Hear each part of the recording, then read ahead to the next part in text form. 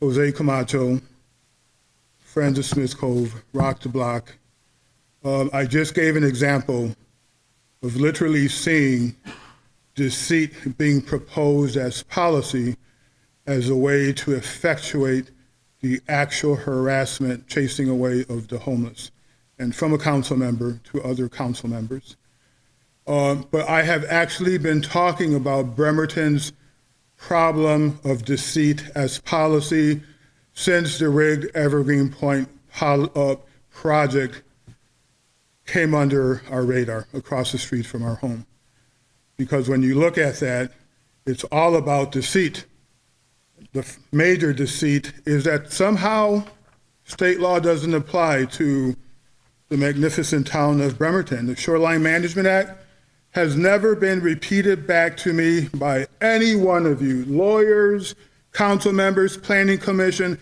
I spent an eternity in comp planning citing that state statute, and I was stonewalled because that means the conversation will go back to the Evergreen Point, and that would be not good for your favorite developers in town, Wesley Larson and Steve Sego. Part of that stonewall is that the ecological stewardship mandate of the recreation designation overlaid on Smith Cove and Evergreen Park was disappeared. It was as if it didn't matter. You never see it turn up in a DCD analysis, never any discussion, certainly not in comp planning, because God forbid you should actually have to do some thinking, including the council member whose backyard is Smith Cove. So I go to Marvin Williams, and in less than an hour, I got more transparency from the Navy than in about 2 years, 1.5 years of the city.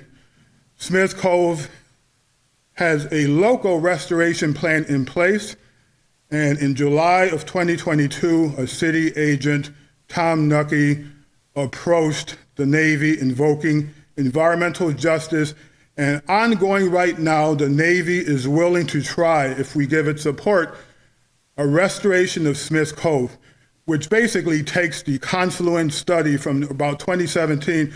They're willing to go the whole shebang and restore it.